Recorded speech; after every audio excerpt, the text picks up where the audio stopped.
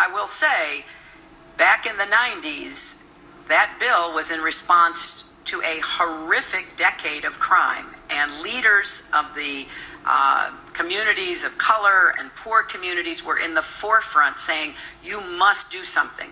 And it was done, and it did have a lot of positive but also negative unintended consequences. That's why we have to take another look. That's what a democracy should do. Look at the evidence and make changes based on it. We're going to go to question in the audience, but you mentioned mandatory minimums. Why not get rid of all of them and allow judges to have the discretion as opposed to still having mandatory minimums where you got some folks who are in jail for 20, 30 years for small offenses? Well, we want to get rid of the nonviolent, low-level offenses being a way to go into jail or prison.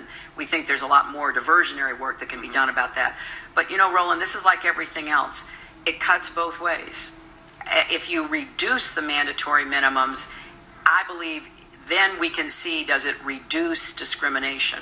And discrimination can be on both sides, because what happens right now, which you know so well, is that African American men are far more likely to be arrested, to be charged, to be convicted, to be incarcerated for doing the same things as white men. So we want to reduce those minimums, but we also don't want to open the door to a different form of discrimination. So we're looking hard at how this would actually be applied in the real world. Question?